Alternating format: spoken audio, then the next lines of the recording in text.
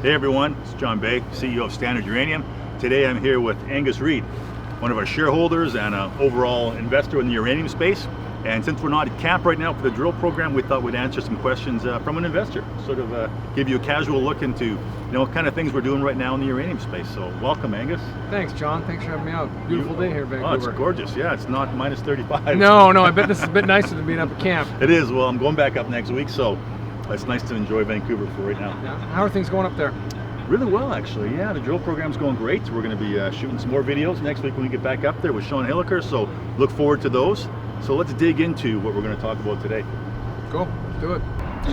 So I wanted to ask you, Angus, you've been investing in uranium for almost 5 years. How did you get investing in uranium? A good friend of mine that I've known for a long time had kind of brought it up to me, and I was like everybody else. What did I know about uranium? This was like 2016? 2016, this would have been early 2016, maybe February-ish, and I'm thinking uranium. Yeah. I'm thinking the same thing everybody that doesn't know anything about it thinks. Couple bad words that we can remind ourselves of, and Homer Simpson holding some glowing green thing, right? What do I know about uranium? Yeah. But he's a good friend of mine, so I dipped my toe in, if you will, of some trust, and then I did it backwards. I dipped my toe in, and then I said, maybe I should learn a little bit about this. So you took the jump, you started investing in uranium, and then you started doing your research. Walk me through how you did that. Where'd you get started? I started asking everybody I thought was smart in the investing world, and most of them said, you're crazy. Stay away from uranium. What are you doing? And I learned very quickly that this was not easy to find information on this sector.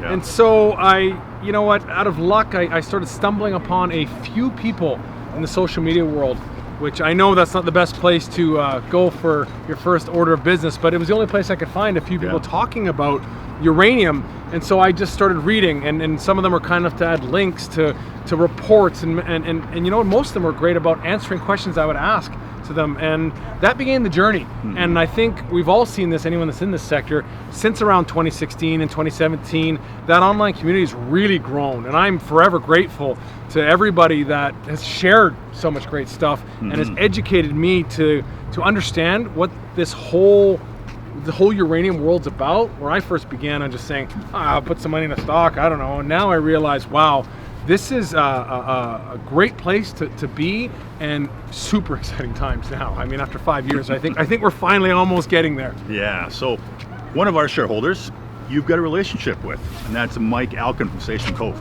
So Mike's a fantastic guy and shares his time and knowledge with everyone.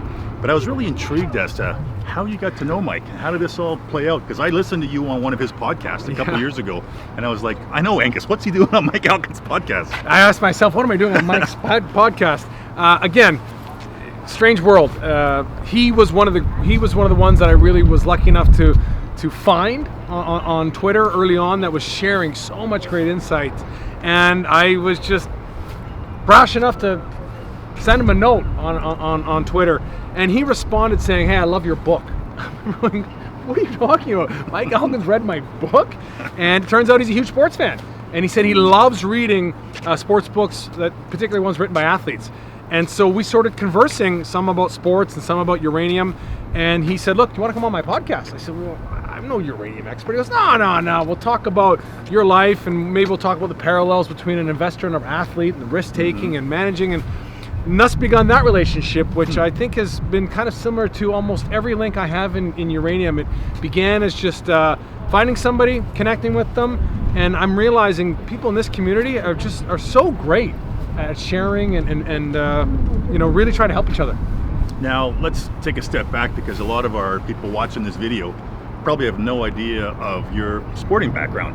Sure. So would you mind giving us, the 30-second story of Angus Reid and your sporting background? Sure. So about 97 pounds ago, we'll say, more. Heavier. Heavier. We're going in different directions. Right. I played 13 years pro football for the BC Lions here in Vancouver. I'm a local guy here too, so I'm one of the real lucky ones. Not only did I get to do my childhood dream, but I played at my hometown. So, it was a lot of fun. I played from 01 to 2013. We won a couple championships and did all the great things that you dream about doing as an athlete. So that's what I was able to do, and since then I do a lot of public speaking on what it takes to win, all the things that you talk about in terms of success. but I really dived in 2017 and 2018. I released a book about my great coach and all the life lessons that I learned from him through my years playing for him. Okay. So let's talk about sporting a bit more. So Sure. You and I have got another connection, and that is through our coaching careers and stuff. And one of my mentors is a guy named Bruce Brown, who you've got to know a bit now. Yeah. And Bruce is, I'd say, probably one of the greatest coaches I've ever got to know. And I wanted to ask you about your coaching mentors and what that means. I know you've written a book about it. Maybe talk a bit about that and how that relates to investing. Well, I think a great coach is a great mentor. Yeah. And they're going to teach you all the things that, one, you need to know to play your sport, but the bigger things in terms of how to prepare, how to study, how to deal with other people, and maybe most importantly, how to manage your emotions Yeah. and managing your expectations. And my coach Dan, who I wrote the book about, was so great at making sure we understood the process of preparation.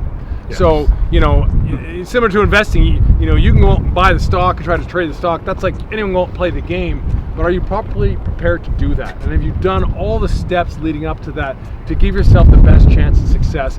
And what you realize is, you might see the stories in the investment world of these guys that made these amazing trades and made the money, and you've seen these athletes that played a great game.